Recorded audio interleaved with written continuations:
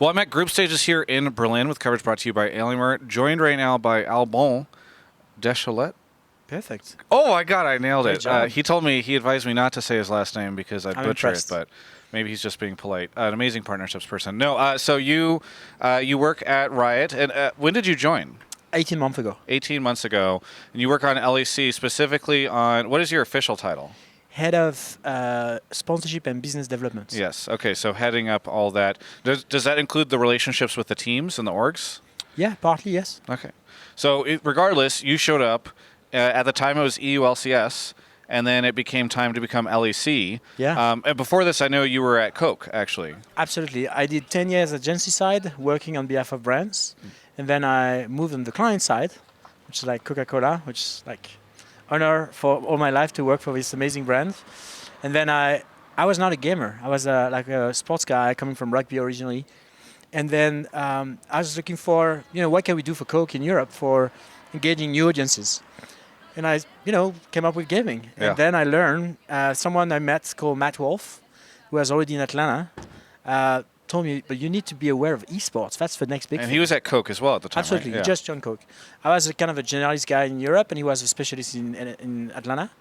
And together, we worked together for 5 years on this project called League of Legends. Yes. So and then you eventually, so you jumped from the agency side to Coke, and then you jumped from the Coke side to the Riot side, which is very absolutely. funny. Yes. Yeah, it's amazing because I've been a sponsor of League of Legends for 5 years before I joined on the other side. And I was like, wow, this is amazing. There's so much things to do, and the brands, don't see like 10% of like what we could do together. So I was really like trying to, take all the learnings that I had as maybe frustration from the past. Yes, I was about to say. Yeah. I mean, I can talk about it, and we are very open about it with Naza Latea, which was my counterpart at Riot. And actually, I think together with the change of culture of Riot, of being more open to brands, you can see that now there's a lot of changes. So yeah, I mean, I was going to say, it sounds like you on the Coke side, you're like, man, if I was there, I would do this differently and this differently and this differently and this differently. You had all these years to think about that, and then you joined, and suddenly you were able to start enacting all that. I don't think if you think like that, you think like, all right, you don't want to, you can't say anything because you have no clue what are the stakes and what's happening on the other side. But you think like, we could do together so many more things, Yeah. And I think what we try to do now is like to do more things with partners, but together. And being very open, very honest, trying to give the guidelines and provide more clarity, I think is a big change. Is now telling them, okay, that's possible, that's not. And that's what is the goal that we have for players. Sharing this for players, but also with sponsors, and like they do it with us, as a co-promotion. Well, for those that are watching from North America or aren't as familiar with Alban, part of the reason I wanted to interview him is just because I feel like you've done such an amazing job within the very first year of the LEC at securing so many sponsors. I mean, I know obviously LCS is starting to level up, but in our first year, certainly we did not have as much of that. Our first year of franchising or permanent partnerships, we did not have as much of that. So it's been really exciting to see what you've done. What was kind of the approach that you took when you came into Riot on securing these partnerships? And was it kind of, did you go out to approach these brands? Were they coming to you? I mean, how did this whole thing come about with all these different brands? So I think the first work that we wanted to do is to work together internally at Riot at defining what good looks like. So like for 3 months, we kind of like refused meeting. And we're like, okay, what good looks like on broadcasts? We don't want to interrupt the show. The people are coming not to watch banners, they come to watch the show. What the brand could add as a value in a meaningful way. We work with broadcasts, work with the people from the comms in terms of creating content together. And then we work with events and thinking about what a brand could bring as a value. And I think when you manage to align everybody about the vision of success, it's much easier then to present it to partners because you know exactly what you think it will add value, because the people that are in charge of creating this value for players are telling you that this is the thing that will make a huge difference. Right. And I think when the brands, I come from football originally, and we usually say, real football. Sure. So when people come to the football game, they don't come to watch banners. So if a brand wants to be part of a party, it better bring champagne. And I think that's the philosophy we have, is like what a brand could bring to make the show even greater. If you attend Athens or Rotterdam, which are all finals, you had 2 shows. The one on stage and the one on the side of the stage, which was a massive trade show with like 26 booths and activities for a full day. If you go to content, on the content side, we had some brands that created such cool content with us that people wanted to have more, which is amazing. You know, Right. if you have an ad, people usually don't play repeat. You know. Well, and that's what I was going to say. The first moment when I really started to realize that, and again, this is a first in my opinion for the West, because you guys started to beat us to it in the beginning of the year, was the Kia ad that came out, and I thought really hyped up the LEC. Not just was it an ad for like Kia coming in, but also I feel like it got people excited for the LEC to start at a time when people were looking for content, you know, to get hyped about the beginning of the league. So it's kind of cool that you guys have been able to do stuff like that. Yeah, I think it's a great moment because you try to create this moment and sometimes you don't manage to create this moment. You know, it's finding the something that is, you know, authentic and meaningful to the fans, but at the same time credible and relevant for the brands. Yeah. And finding the sweet spot is super difficult actually. You know it's where you want to go, but you don't always find the concept for that. So in this case, we had the Kia people that are amazing, and I've been working with them before I was at Riot in football, and they were like, we trust you guys. We don't want to create like a video like we do in football where we, you know, straight in the face tell people we are here and we're proud to be here. We want to let you tell us what would be the best way to introduce ourselves. And at the same time, you got Dracos that has this idea of like, you know, Ocean's 11 assemble the team concept. But they were looking for this like link between the characters and creating the storyline. So this is kind of like incredible unplanned moments where you put the things together and people are like, wait, it makes sense. But So- you don't know this before. This is fascinating to me. So you guys actually included the talent in the discussions on content brainstorms for this stuff. All the time. And a lot of idea comes from us. A lot of idea come from them. Lots of idea come from the producer. It's really like amazing in the LEC, the cultivation of like sharing and open minding about there's no ownership of ideas and trying to always come up with like new things. So if I go to any of these random ass esports business conferences, they always say there's such an education process when it comes to sponsors. And I'm very curious, I mean, because that is, I think, what a lot of people have been saying to justify, that's the number one excuse for anybody who doesn't have sponsors yet. They say, well, that's the education process. But you were able to kind of come in and secure these folks right out the gate for LEC. How were you able to do that? And was there a ton of education process, or were they kind of already ready to go? I don't know if there is education for sponsors or for esports people. See, I love that. I appreciate that a lot. I believe, you know, first of all, US and Europe are very different towards sponsorship. In US, it's mostly media driven. A lot of the big properties are bundled with advertising inventory. In Europe, this is never the case. People are coming primarily to sponsorship to tell stories. And the association between the property and the brand is the most important thing. So you need to find the creative angle because that's what they look for. So that's already the first point. It's like, if you compare NA and EU, don't take sponsorship because we don't work the same way. The second thing I would say is that, you know, it's really important to talk the language and understand the needs. I mean, it's absurd to say that because everybody should do that. But we just gave instrument to the brands to understand the value of the property. Yeah. We did a lot of work with people like Nielsen to evaluate the media value. We did a lot of work with people from Lagardère to meet people. I think in the first year we met something like 300 brands. Wow. And it's not me, it's a team. It's a team of people introducing sponsorship, introducing esports, introducing League of Legends. And then in meeting 4 or 5, that's where they come to attend the show. And that's where with Romain, with Nicolas, with the team, we start to introduce ourselves. And not only trying to impress people with numbers, or I think the level of professionalism of the esports is amazing, even for people coming from big companies. What is important is to, from my point of view, show empathy and really commitment that we want to achieve their goals as much as ours. I want to go back to what you were mentioning about sort of the difference between NA sponsorships and EU sponsorships, because this is an area that I'm somewhat ignorant in. You were saying that in North America, or in the US at least, there's much more of an expectation of a media buy kind of along with it, whereas maybe it's less like that here in Europe. It's more of those. Yeah, I mean, that's my perception from my experience in Atlanta. Is like, for example, the NCAA, which is like college sports in US. The property there's no way to buy a sponsorship with NCAA. The only way is to partner with Turner to buy like the broadcast bundle where there's ads and broadcast integration. And if you do this, you obtain the rights to communicate about NCAA. Yeah. And I think this mindset, which is mostly media-driven, agency-driven, with purchase processes and GRPs, is very used in US. for MLB, for NBA, for different sports. Do you think that translates to esports in the US too? I think it's a barrier because the way the packages are structured in esports, you don't have a lot of inventory, you don't have a lot of GPR, and like you don't have a lot of media value in terms of like comparison of ads. Whereas in Europe, everybody in football, everybody in rugby, everybody in cricket is buying the story first, and we have a great story to tell, and we have the novelty, the youthness, the innovation, all these values that are super interesting for brands who want to build this connection with a new audience. I remember when LCS and LEC, or at the time EU LCS, were both starting off, there was a lot of conversation about the challenges in Europe around the fact that, unlike the US where you have one giant market, the European market is fractured into these different countries, and that you might have somebody from one sponsor who, they work and they only really care about the French market, or they only really care about the Spanish market.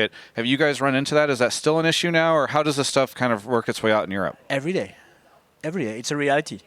It's a reality that our product is pan-European and our market is national.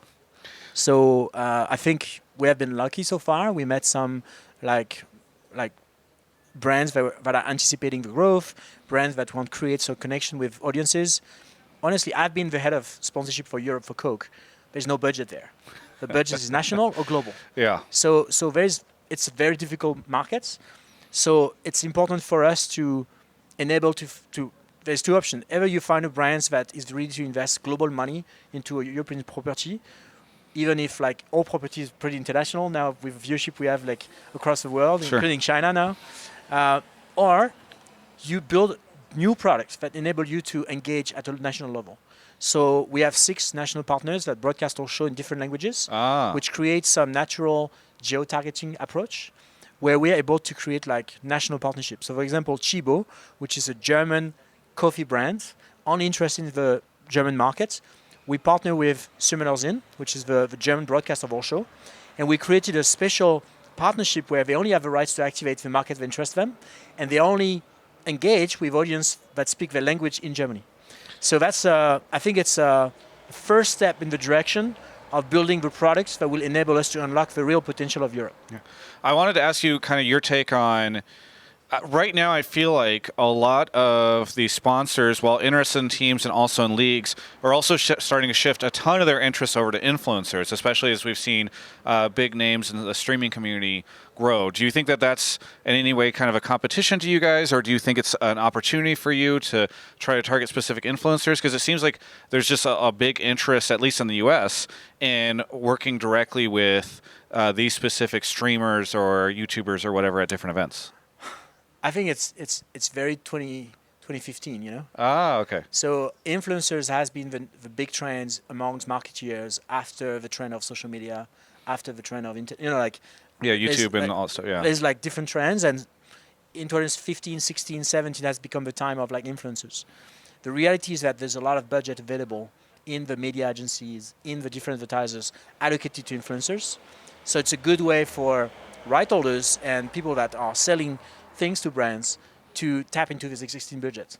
I don't know a lot of brands outside of the endemic that have esport dedicated budget. Right. So you ever manage to tap into the sponsorship budget and try to compete with baseball and football and that's tough. It's big competition.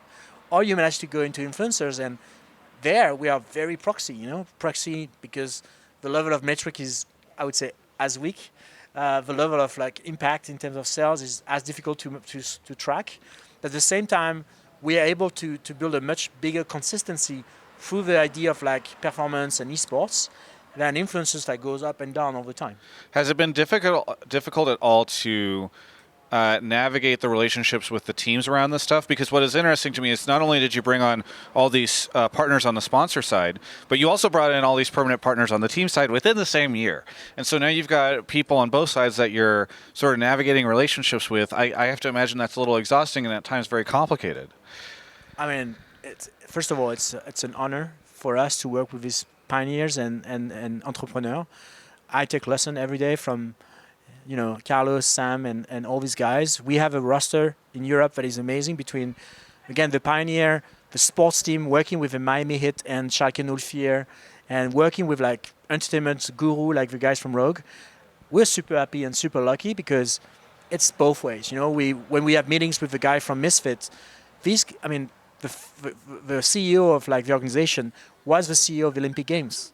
So we're not like managing them; they manage us, and we have a shared goal, and it's super exciting. For me, it's not exhausting; it's like exciting. Yeah. Is it difficult working with Romain? Because he seems to take his clothes off very frequently. I follow him on Instagram, and he's shirtless all the time. Is this a challenge for you? Just be like, please put clothes back on. No, it's fine. I mean, we just have a rule, not in the office, but otherwise it's fine. Yes, that's very good.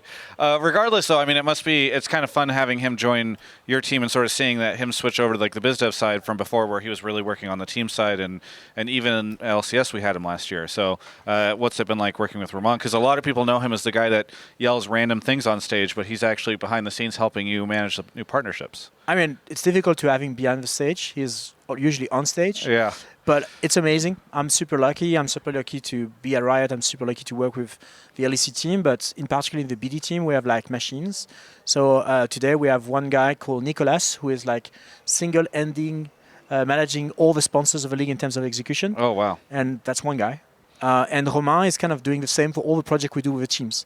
I think from my 5 years ago when I was working with the URCS and other global events, I was always feeling that tension between Riot and the teams, and sometimes based on frustration of not really understanding themselves, you know. And today, no teams can say you don't understand or you don't get it, because we just have someone that was on the other side that help us on a daily basis understanding the team better and being the right people. Well, now that we've dropped our third guest, I do want to just ask you, what does next year look like? Because I imagine that things went pretty well this year, and you probably have a lot of interest, maybe from existing partners, but also potentially new ones.